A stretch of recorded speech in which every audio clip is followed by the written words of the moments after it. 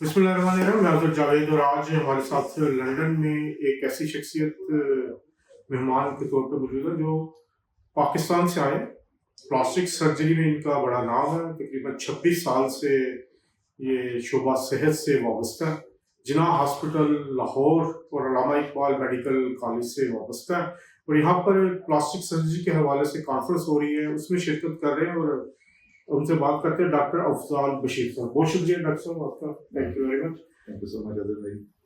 Doctor साहब, ये जो प्लास्टिक सर्जरी है ये एक बड़ा कह सकते हैं कि ग्रोइंग शोबा है।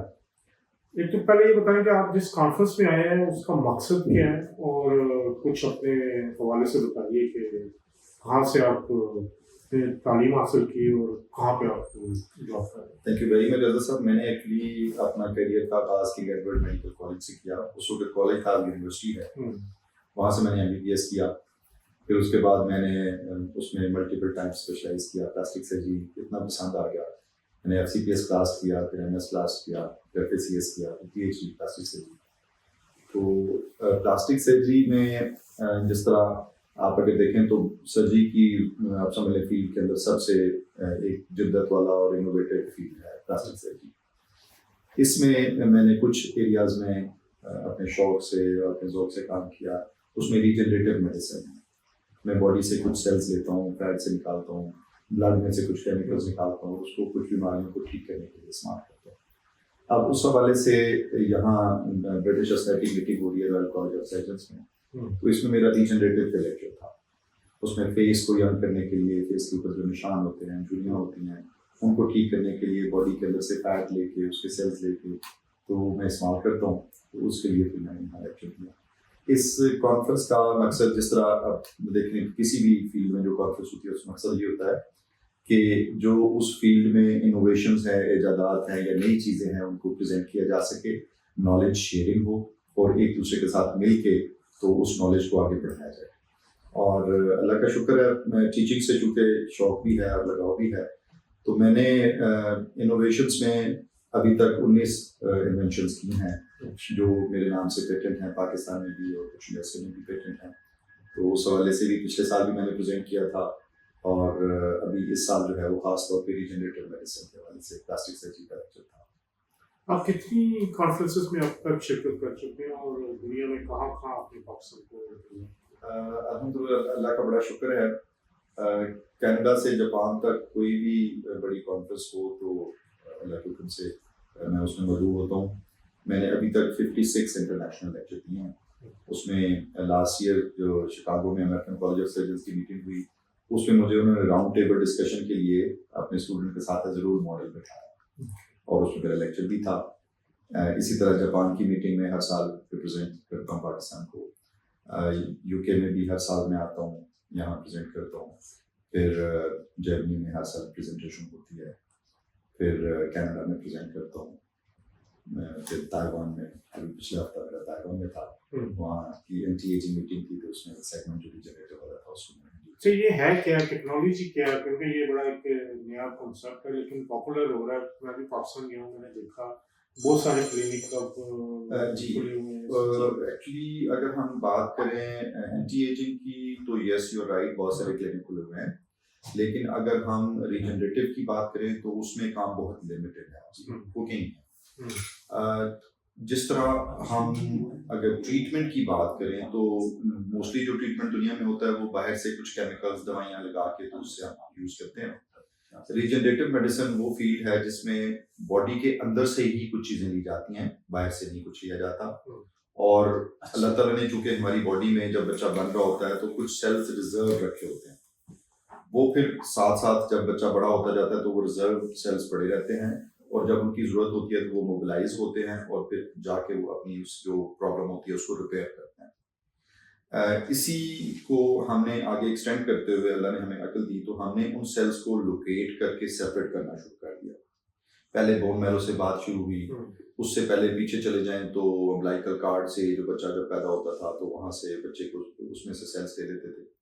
तो अब जब एक थोड़ी सी जिद्दत हुई तो हमें पता चला कि नहीं, फैट के अंदर भी सेल्स हैं, उन्हें हम मीसेंकाइमल स्टेम सेल्स कहते हैं। तो फैट लेके अब फैट निकालना बहुत आसान है, जब फैट हम कहीं से लेते हैं तो patient honestly most of the time ये कहते हैं डॉक्टर थोड़ी ज़्यादा निकाल रहे हैं, अगर चलो स्मार्ट भी हो जाएंगे। तो इन अ लाइट नोट, तो हम फैट के अंदर से मेसेंकाइमल स्टेम सेल्स को सेपरेट करने की सलाहियत रखते हैं। अब उसमें यूके में और यूएसए में ये काम इतना ज़्यादा नहीं है। उसकी वजह यह है कि इनकी रेगुलेटिंग अथॉरिटीज़ हैं, हमारे पाकिस्तान में भी है, होटा का एक इदारा है, ह्यूमन ऑर्गन ट्रांसप्लांट अथॉरिटी, वो इसको मॉनिटर करता है। उसमें होता यह है कि जब सेल्स को फैट से सेपरेट करना होता है तो उसके अंदर हम कुछ केमिकल डालते हैं, उसमें कोलेजनेज एंजाइम्स हैं, वो फिर बाकी फैट को डेड कर देते हैं, उसमें से सेल अलग हो जाते हैं जो स्टेम सेल जिनको कहते हैं, उनको फिल्टर करते हैं और फिर आगे कल्चर करके उनको इस्तेमाल करते हैं। अब मेरा इलाज चूँकि बाकी दुनिया में जो ट्रीटमेंट्स हो रहे हैं उनसे मुख्तलिफ है, उसकी वजह यह है कि मैं केमिकल्स नहीं डालता। अब मैंने एक डिवाइस बनाई जिसके थ्रू जब मैं फैट को गुजारता हूँ तो सेल्स फिल्टर हो जाते हैं। अब ये इसको हम मैकेनिकल सेपरेशन कहते हैं, क्योंकि इसमें केमिकल भी यूज़ हो रहा है, मैकेनिकल एक्टिविटी यूज़ हो रही है कि सेल्स को आप उसके दौरान फिल्टर कर रहे हैं। जिस तरह चाय को आप छानते हैं तो पत्ती ऊपर आ जाती है, नीचे चाय अलग हो जाती है। इसी तरह ये जो नैरो सी फिल्टर्स मैंने कुछ डिज़ाइन किए तो वो आसानी कर देते हैं। अब जब ये सेल्स निकाल के मैं लगाता हूँ तो उसमें फिर अथॉरिटीज़ की इन्वॉल्वमेंट नहीं होती, क्योंकि ये बिल्कुल ऐसी है जैसे आपने सुना होगा कि हेयर ट्रांसप्लांट होता है तो बाल लेके पीछे से हम आगे लगा देते हैं। अब उसमें किसी अथॉरिटी को कोई जरूरत नहीं है पूछने की, क्योंकि इसको हम कहते हैं ऑटोलॉगस, बॉडी के अपने हैं, हमने निकाले और लगा दिए। इसी तरह पसली की हड्डी है, निकाली और नाक में लगा के नाक को ऊंचा कर दिया। इंटरेस्टिंगली मैं बाय द वे ये भी नाज़रीन को बताता चलूं कि जो पसली से हड्डी लेके डालने का भी एक मेरा इंस्ट्रूमेंट मेरे नाम से इन्वेंट हुआ, मेरे नाम से पेटेंट है। कितने पेटेंट है? मेरे 19 हैं। किस किस किस्म? ये प्लास्टिक सर्जरी के हैं सारे, उसमें एक नाक के अंदर हड्डी डालने वाला है, एक पसली की हड्डी लेने वाला है, एक फिर नाक आपने देखा हो दरमियान में से थोड़ा सा ऊंचा होता है, हम बना होता है, उसको काट के छोटा करने वाला है, फिर सेफ्टी स्कैल्पल है, फिर डबल स्कैल्पल है, फिर डबल फोर्सेप्स है, इस तरह करके काफी सारे मैनुफैक्चरिंग। अच्छा, अब यहाँ पे आते हैं, पूरी दुनिया में ट्रैवल करते हैं, पाकिस्तानी डॉक्टर्स तो वैसे ही काफी उनकी जो स्किल्स हैं उसको मानना चाहते हैं, तो कैसा रिस्पांस मिलता है यहाँ पर पूरी दुनिया में? खास अल्हम्दुलिल्लाह, अल्लाह का बड़ा शुक्र है कि हमें जब मुख्तलिफ मुल्कों में जाते हैं तो ऑनेस्टली रिस्पांस बहुत अच्छा मिलता है। और उसकी वजह यह है कि हमारे से पहले वाले लोगों ने भी बहुत काम किया, उन्होंने भी नाम कमाया, इज्जत कमाई, पाकिस्तान को रिप्रेजेंट किया, और जब हमारी बारी आई तो हम अपना हिस्सा भरपूर डाल रहे हैं। अब देखिए, इस जो अभी मीटिंग है ये royal college of surgeons England का सबसे बड़ा इदारा है और वहाँ मीटिंग हो रही है, ब्रिटिश एस्थेटिक मीटिंग, और उसमें जो रीजनरेटिव वाला काम है और उसका लेक्चर है उसके लिए उन्होंने हमें बुलाया, तो ज़ाहिर है इट्स अ बिग ऑनर। इसी तरह जब मैं बता रहा हूँ कि अमेरिका में गया तो अमेरिकन कॉलेज ऑफ सर्जन्स की मीटिंग थी तो उसमें मुझे बुलाया उन्होंने, फिर जापान सोसाइटी प्लास्टिक सर्जरी की मीटिंग हुई, उन्होंने बुलाया, और अभी दिसंबर में जर्मनी की मीटिंग है तो उन्होंने अभी से ही मुझे बुक किया हुआ है कि आपने लेक्चर देना उसमें। तो ये बहुत बड़ी ऑनर्स भी होती हैं, रिस्पॉन्सिबिलिटी भी ज़्यादा है कि आपने अपने आप को रिप्रेजेंट नहीं करना, आपने अपनी मिट्टी को रिप्रेजेंट करना है। और अगर आप देखें तो मेरा जहाँ नाम लगा हुआ है उसके ऊपर मेरा झंडा भी लगा हुआ है, और सबसे पहले तो हम अपने मुल्क को रिप्रेजेंट करते हैं, पहले तो पाकिस्तान होता है, फिर आपकी स्पेशलिटी होती है, तो फिर आपकी ज़ात तो बाद में आती है कि अच्छा आप भी कुछ हैं। अच्छा, एक और बड़ा जो फिनोमेना है, पिछले साल पाकिस्तान ने इंडिया को शिकस्त दी थी, इसके बाद अल्हम्दुलिल्लाह जब आप तो ट्रैवल करते हैं उसके बाद क्या फ़र्क देखा? रिसेंटली अभी पाकिस्तान मीडिएटर भी बना अमेरिका और ईरान के दरमियान, कोई आपको फ़र्क महसूस हुआ? जी, उससे हमारी ऑनर्स प्रेस्टीज बढ़ी हैं, और पर्टिकुलरली ये होता है कि जो हमारे इंडियन दोस्त ज़ाहिर है वो जब मिलते हैं तो थोड़ा सा ऐसे ना, मतलब इधर उधर हो जाते हैं, थोड़ा सा नजरें चुरा जाते हैं, तो फ़र्क तो है। और अल्हम्दुलिल्लाह हमारी ऑनर्स इज्जत उसमें इजाफा हुआ है। हमारी अफवाज ने जिस तरह से हमारा कंधा, हमारा सर ऊंचा किया, अल्हम्दुलिल्लाह उसकी वजह से ज़्यादा इज्जतें तो मिल रही हैं। बहुत शुक्रिया आपका डॉक्टर साहब, थैंक यू वेरी मच, बहुत शुक्रिया। ये थे डॉक्टर साहब जो इस वक्त लंदन में होने वाली एक कॉन्फ्रेंस में पाकिस्तान की नुमाइंदगी कर रहे हैं।